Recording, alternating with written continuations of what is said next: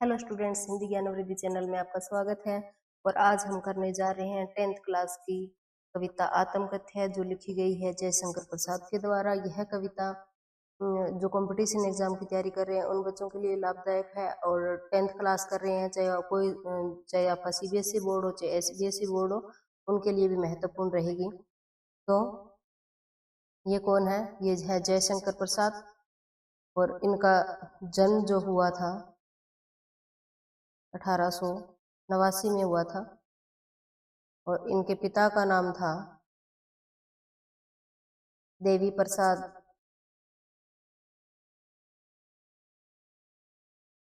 और मृत्यु इनकी हुई थी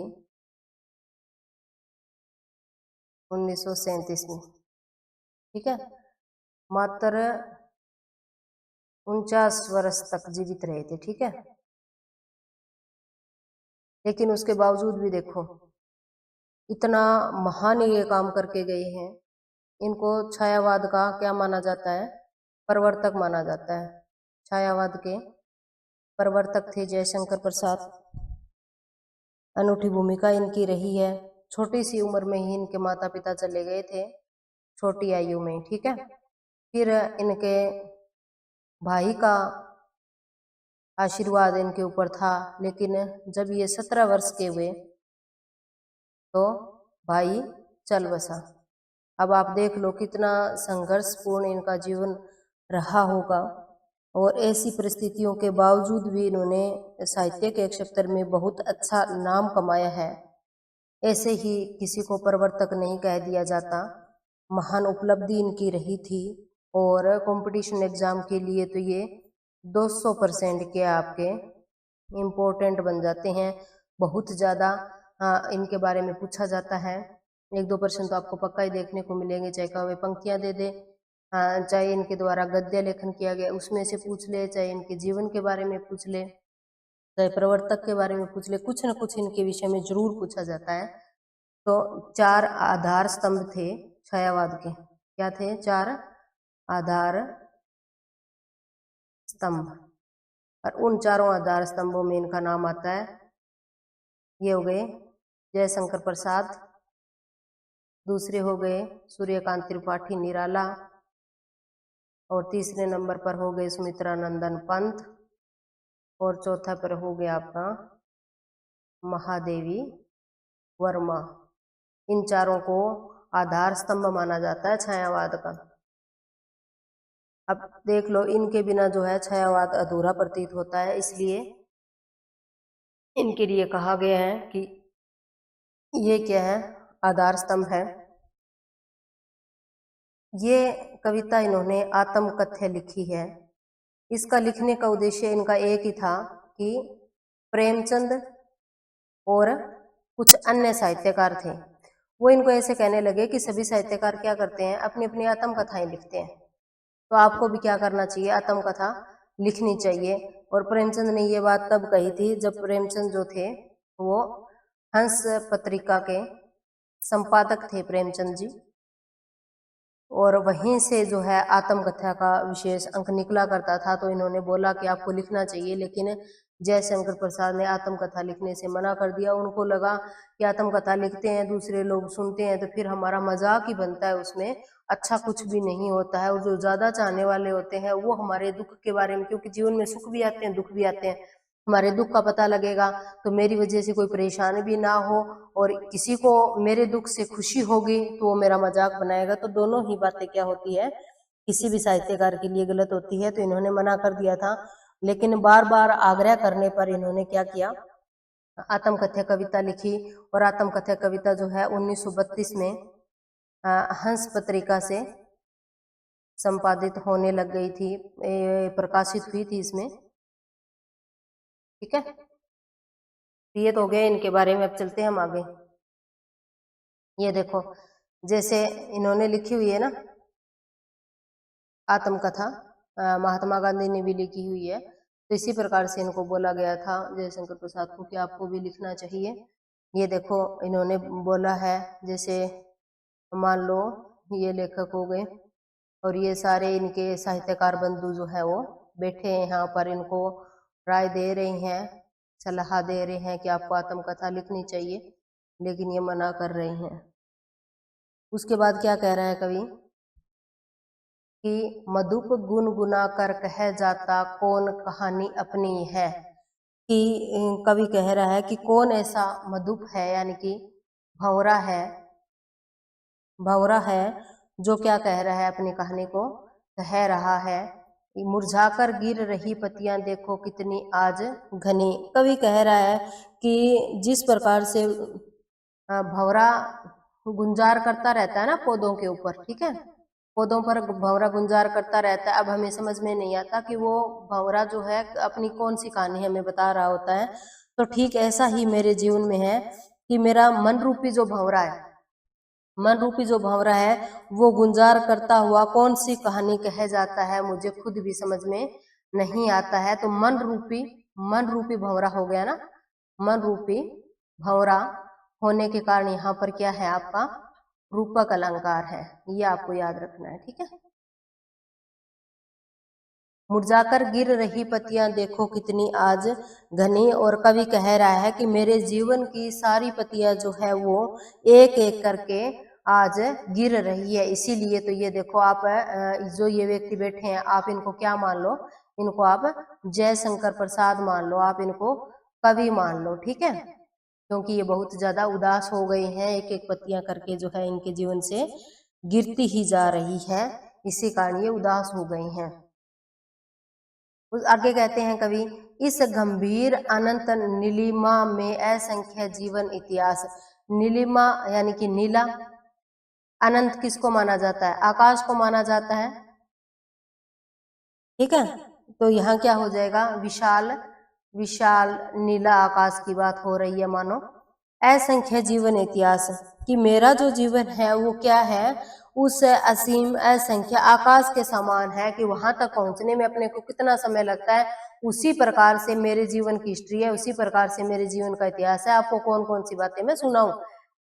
यह लोग करते ही रहते हैं अपने व्यंग्य मलिन उपहास। उपहास का अर्थ क्या होता है, मजाक बनाना किसी का, ठीक है, ये हंस रहे हैं ना, मजाक बना रहे हैं, यानी कि ये देखो इन लोगों को आप ये मानो कि इनको अपने जीवन की कथा किसी ने बताई है, अपने जीवन की कहानी किसी ने बताई है। उस समय तो ये चुपचाप बड़े अच्छे से हाँ जी करके सुन रहे थे, हाँ बेचारे को ये गलत हुआ आपके साथ, ठीक है। उसके बाद जब ये लोग वहां से बाहर निकलते हैं तो उस व्यक्ति का इस प्रकार से मजाक बनाया जाता है। तो कवि कह रहा है कि मैंने अन्य कवियों को, लेखकों को देखा है, कुछ लोग अपनी आत्मकथा लिखते हैं, लेकिन उनके बारे में क्या होता है, बाद में मजाक बनाया जाता है, और क्या करते हैं, उनको खुद को पता ही नहीं लगता है कि हमें अपनी आत्मकथा नहीं लिखनी चाहिए। जो लिखते हैं वो आत्मकथा जब लिखेंगे उनके जीवन में क्या आएंगे, दुख भी आएगा। मैंने बताया ना कि दुख भी आता है व्यक्ति के जीवन में, सुख भी आता है, और क्या होगा, अनेक बुराइयां भी होगी, बुराइयां भी मिलेगी किसी व्यक्ति के जीवन में। तो वो क्या करेगा, अपनी आत्मकथा के माध्यम से क्या करेगा, इन सब का वर्णन कर देगा। इनका वर्णन करेगा तो अन्य लोग उसको पढ़ेंगे, तो फिर क्या करेंगे, व्यंग्यात्मक रूप में, यानी कि व्यंग्यात्मक रूप में उसका क्या करने लग जाएंगे, फिर मजाक बनाने लग जाएंगे। तो इस प्रकार का मजाक मैं अपनी आत्मा के साथ नहीं करना चाहता हूँ। और वो लोग तो जानबूझकर ऐसा व्याख्यान करते हैं ताकि वो खुद को साफ स्वच्छ दिखा सके कि मेरी कोई गलती नहीं है, सामने वाले ने मेरे साथ गलत किया है, तो इस प्रकार से मैं दुखी हुआ हूँ, ये बुराइयां उसमें थी। लेकिन कवि का, जयशंकर प्रसाद का ये मानना है कि वो व्यक्ति जो दूसरों में बुराइयां खोजने का प्रयास करता है या अपने दुख को दूसरों के सामने व्यक्त करता है, वास्तव में लोग उसी का ही मलिन भद्दा मजाक जो है व्यंग्यात्मक रूप में बनाने लग जाते हैं। अब देखते हैं हम आगे की बात। अब कवि कह रहा है कि तब भी कहते हो कह डालूं दुर्बलता अपनी बीती, तुम सुनकर सुख पाओगे देखोगे यह गागर रीति। कवि क्या कह रहा है कि आप मुझे बार बार कह रहे हो, क्या कर दूं मैं, अपनी बातें बता दूं, अपने जीवन की कठिनाइयां दुख बता दूं, अपनी कमजोरियां बता दूं, अपनी क्या बता दूं, आप लोगों को कमजोरियां बता दूं। लेकिन क्या होगा, मैं अपने दुख को, अपने जो भी कमजोरियां हैं उनको बता दूंगा, लेकिन मेरी उन कमजोरियों को सुनकर क्या आप लोग सुखी रह पाओगे, देखोगे यह गागर। गागर क्या होता है, घड़ा, रीति होता है खाली होना, कि मैं तो अपने दुख का जो पिटारा है, दुख का जो घड़ा है, उसको खाली कर दूंगा और वो सारा का सारा क्या है आप ग्रहण कर लोगे, तो क्या आप सुखी रह पाओगे। ये कवि बता रहा है ना कि जैसे प्रियतमा जो भी प्रेयसी उसकी थी उसके साथ रहती थी, कह रहा है कि कवि कह रहा है कि कभी मेरा भी जीवन क्या था, इस प्रकार से इस पेड़ की तरह क्या था, हरा भरा था। लेकिन आज क्या है कि उसके जीवन में अनेक कठिनाइयां आ गई है, समस्याएं आ गई, दुर्बलताएं आ गई है, तो उसका जीवन क्या हो गया है, सूखे पेड़ के समान हो गया है। तो आप मेरी इस प्रकार की कठिनाइयों की, सूखे पेड़ जैसी कथा सुनकर, इस प्रकार की कहानी सुनकर क्या आपको सुख मिलेगा, आप आनंदित हो पाओगे। तो ऐसा कवि का मानना है। सुनकर सुख, सवर्ण की आवृत्ति हो रही है ना, स की आवृत्ति हो रही है यहाँ पर, तो यहाँ हो जाएगा आपका अनुप्रास अलंकार। आपको चाहे काव्य पढ़ने में थोड़ा सा समय लग रहा है, लेकिन आपके लिए बहुत ही महत्वपूर्ण होगी। इससे संबंधित कुछ भी प्रश्न आपसे पूछा जाएगा ना किसी भी एग्जाम में, तो आप आसानी से उसका जवाब दे पाओगे, ठीक है। इसलिए मैं आपको सारी चीजें जो है वो साथ के साथ क्लियर करना चाहती हूँ। किंतु कहीं ऐसा न हो कि तुम ही खाली करने वाले, अपने को समझो मेरा रस ले अपनी भरने वाले। कवि कह रहा है कि मैं तो क्या बता दूंगा, अपने जीवन के सारे दुख जो है, ये यहाँ वाले दुख है ना, ये यहाँ उड़ेल दूंगा, ये क्या है, घड़ा है, यहाँ पर मैं उड़ेल दूंगा। लेकिन जैसे ही आप मेरे जीवन की कठिनाई, मुसीबत, दुख, दर्द को सुनोगे ना, तो कहीं ऐसा ना हो जाए कि उस दुख का कारण क्या मानने लग जाओ आप, दुख का कारण शिवम को मानने लग जाओ, कहीं ऐसा ना हो। अन्य साहित्यकारों को जो है कभी इस प्रकार की बात कह रही हैं जयशंकर प्रसाद। क्योंकि गागर रीति होने का अर्थ क्या होता है कि व्यक्ति जीवन में असफल हो जाता है, तो असफल होगा तो स्वाभाविक सी बात है कि उसको दुख तो होगा ही। यह विडंबना अरी सरते हंसी तेरी उड़ाऊं मैं। कवि कह रहा है कि ये मेरे लिए काफी क्या होगा, मेरी विडंबना होगी, यह मेरा दुर्भाग्य रहेगा, अपनी दुर्भाग्य रहेगा। किसको कह रहा है कवि, अपनी भोली आत्मा को कह रहा है, अपनी आत्मा को संबोधित करते हुए कह रहा है कि कवि क्या कह रहा है कि मेरी आत्मा क्या है, सरल है बिल्कुल, उसमें किसी प्रकार का क्या नहीं है, छल कपट नहीं है। तो यदि इतनी अच्छी सरलता वाले स्वभाव के बारे में मैं लोगों को कुछ बातें बताऊंगा, तो स्वाभाविक सी बात है कि लोग मेरी हंसी उड़ाएंगे, मजाक बनाएंगे। भूले अपनी या परवंचना औरों की दिखलाऊं मैं। और कवि क्या कह रहा है कि मैं अपनी जो प्रवंचना है उसको, प्रवंचना का अर्थ होता है धोखा, कि यदि मैं अपने दुख दर्द लोगों को बताऊंगा तो मैं अपनी आत्मा के साथ क्या करूंगा, फिर धोखा ही कर रहा हूं। मैं अपनी आत्मा के साथ क्या करूंगा, गलत ही करूंगा। क्योंकि जब मैं अपनी आत्म कथा के विषय में, अपनी गलतियों के बारे में लोगों से चर्चा करूंगा, तो क्या करेंगे लोग, छल कपट मेरी बातें सुनेंगे और फिर सुनने के बाद क्या कर देंगे, मेरा मजाक उड़ा देंगे। और ऐसा करना मैं बिल्कुल भी नहीं चाहता हूं। तो यहाँ पर जो सरलते शब्द आया है, सरल क्या है, ये विशेषण है, ठीक है। और सरलता क्या हो गया, भाव हो गया। तो ये किस में होता है, मनुष्य में होता है। और ये यहाँ पर किसको माना गया है, आत्मा को माना गया है, और आत्मा को मान लिया कवि ने, ठीक है। लेकिन आत्मा को हम देख नहीं पाते ना। लेकिन यहाँ क्या कर दिया कवि ने, आत्मा का मानवीकरण कर दिया है। तो इसके कारण यहाँ पर क्या हो जाएगा आपका, इस पंक्ति में मानवीकरण अलंकार हो जाएगा। अब देखिए आगे,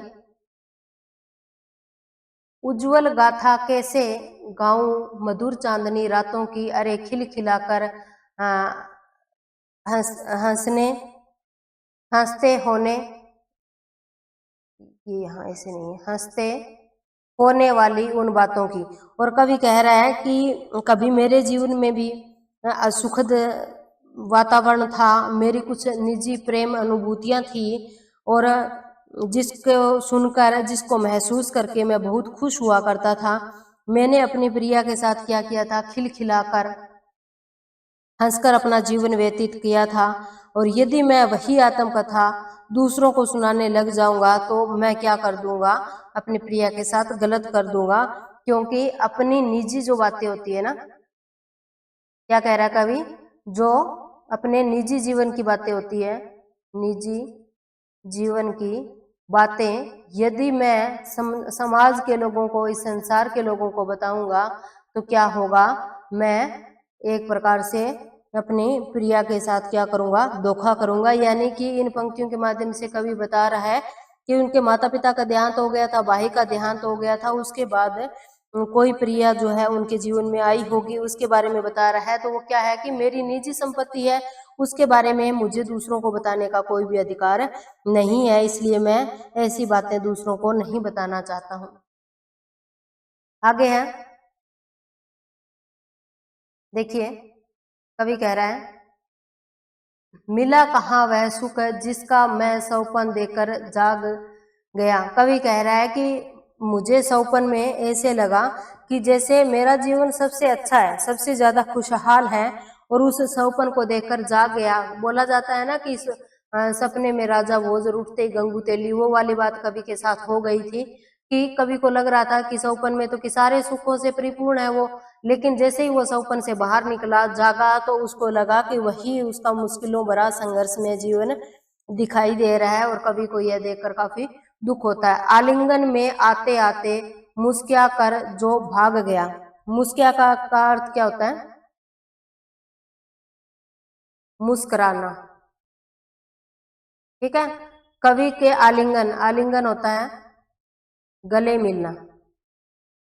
कवि कह रहा है कि सौपन में मुझे ऐसे लग रहा था जैसे मेरे कोई गले मिल रहा है, और जैसे ही मैं सौपन से बाहर आया तो मुझे ऐसे लगा कि जो मुस्कुराकर मेरे गले मिल रहा था वो तो एकदम से वहां से निकलकर जो है वो भाग ही गया है।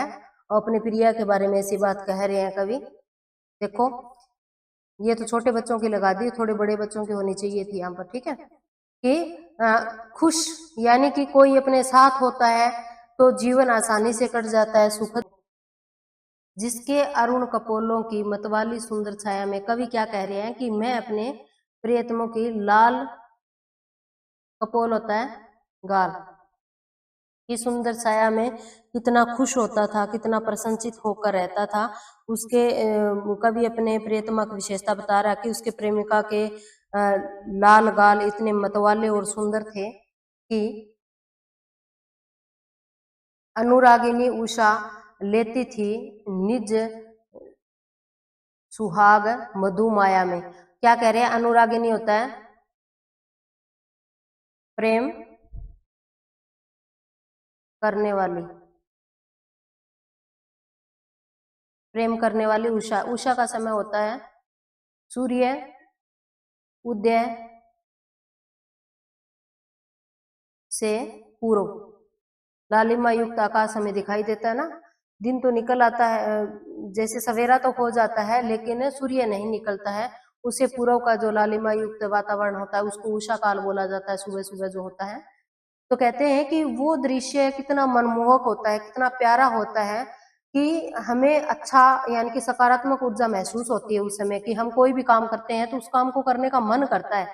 तो निज होता है अपना सुहाग मधु माया में, कि इसी प्रकार से ही निज होता है अपना सुहाग सुगंध मधु माया में, यानी कि मधुर मोहक, मधुर था मोहक था, कवि ऐसा मान रहा है। कवि ये बात कह रहा है कि उसकी प्रेमिका के लाल जो गाल थे ना वो इतने मतवाले थे कि उसके सामने प्रेममयी जो उषा थी उसके समान जो है वो लालिमा प्राप्त करती थी, कि जितनी अच्छा हमें उषा का समय लगता है, सवेरे का समय लगता है, उतनी ही अच्छी मुझे प्रियतमा लगती थी। तो यहाँ पर क्या कर दिया है कवि ने, यहाँ पर उषा को क्या मान लिया है, लड़की मान लिया है। यानी कि एक तो कवि की प्रियतमा हो गई, ये मतवाली सुंदर सी बोला है ना, ये क्या हो गई कवि की प्रेमिका हो गई। यहाँ पर उषा नाम की कोई लड़की होगी। अब यहाँ पर उषा तो जो प्रातःकालीन समय होता है उसको बोला जाता है, तो उसको कवि ने लड़की मान लिया, तो ये क्या हो गया आपका मानवीकरण अलंकार हो गया यहाँ पर इस पंक्ति में, ठीक है। लेकिन यहाँ क्या कर दिया कवि ने फिर कि निज सुहाग, कवि कह रहा है कि अपना सुहाग, सुहाग से अर्थ है यहाँ की कवि की प्रेमिका से, तो वो इतनी मधुर है, किससे ज्यादा मधुर है, यानी कि उषा का समय क्या होता है, श्रेष्ठ होता है। और कवि ने यहाँ क्या मान लिया है, अपनी प्रेमिका को श्रेष्ठ मान लिया है, अपनी प्रेमिका को श्रेष्ठ मान लिया। तो यहाँ पर जहां पर जो चीज श्रेष्ठ होती है उससे ज्यादा जो श्रेष्ठ नहीं होती है उसको मान लिया जाता है, तो वहां पर क्या हो जाता है आपका व्यक्तिरेक अलंकार हो जाता है। ठीक है, ये बात आपको याद रखनी है। अब देखते हैं आगे। आगे देखिए, नेक्स्ट है, उसकी स्मृति पाथे बनी है। पाथे का अर्थ होता है रास्ते, राहगीर जो भोजन करता है ना, राहगीर भोजन, यानी कि रास्ते में आप कहीं पर भी, हम कहीं पर भी जाते हैं ना, तो क्या कर लेकर जाते हैं, अपने साथ खाना लेकर जाते हैं कि रास्ते में भूख लगेगी तो आप खा लेंगे। और वो हम ऐसा करते भी हैं, लेकर भी जाते हैं और हम खा भी लेते हैं रास्ते में। तो उस रास्ते में खाए गए भोजन को क्या बोला जाता है, पाथे बोला जाता है। कि हम एक बार थक जाते हैं और यहाँ पर जो रास्ते में हम भोजन कर लेते हैं तो क्या मिल जाती है हमें, एक दोबारा से हमारे शरीर को ऊर्जा मिल जाती है। थके पथिक की पंथा की।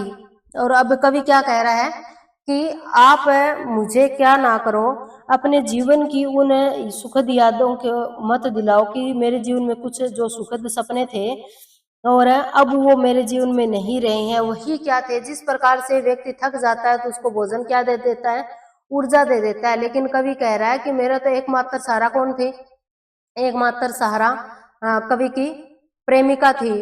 और अब वो कवि से जो है वो दूर चली गई है प्रेमिका। तो कह रहे हैं कि मेरे तो एकमात्र सहारा मेरी प्रेमिका ही थी, वो भी दूर चली गई है, तो अब मेरे पास कोई सहारा भी नहीं बचा है।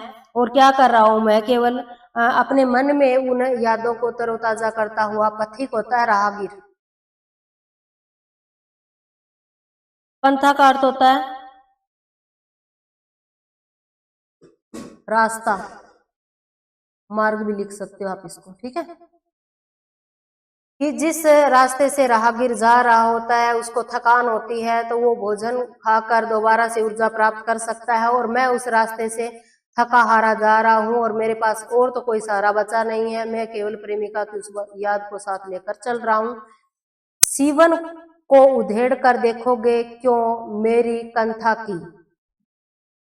अब कवि क्या कह रहा है, कंथा होता है गुदड़ी, गुदड़ी जिसको आप चारपाई या खाट पर बिछाकर सोते हैं ना, उसको बोला जाता है। अब कवि क्या कह रहा है कि अपना शरीर क्या है, शरीर किसके समान है, गुदड़ी के समान है। और अब जब तक इस गुदड़ी को क्या कर दिया गया है, सिला हुआ है, तब तक तो ठीक है। यदि आपने क्या कर दिया, इस गुदड़ी को उधेड़ दिया, उधेड़ दोगे तो क्या हो जाएगा, इसके अंदर जो फटे पुराने वस्त्र हमने डाले हुए हैं ना, वो सारे हमारे सामने आ जाएंगे और वो कितना गंदा लगेंगे। तो उसी प्रकार से कह रहे हैं कवि कि एक गुदड़ी के समान मेरा शरीर है और मेरे शरीर में अनेक कथाएं ऐसी है जो सुख भरी भी है और दुख भरी भी है। तो आप मेरे इस गुदड़ी को क्यों उधेड़ देना चाहते हो, क्यों मेरी ऐसी कहानियां जो है वो आप सुनना चाहते हो। और कैसे मैं आपको बता सकता हूँ, छोटे से जीवन की कैसे बड़े कथाएं आज कहूँ। कवि कह रहा है कि भले ही मेरा जीवन छोटा था लेकिन है ना, मेरे जीवन की कहानियां बहुत बड़ी बड़ी है, उसको मैं आसानी से कह नहीं सकता हूँ, इतना समय मेरे पास नहीं है। तो यहाँ पर कवि ने क्या कर किया है, प्रश्न किया है, तो यहाँ पर क्या हो जाएगा, प्रश्नालंकार हो जाएगा आपका। ये भी आपको याद रखना है। और कवि क्या कह रहा है, क्या यह अच्छा नहीं, कवि कह रहा है कि क्या यह अच्छा नहीं है,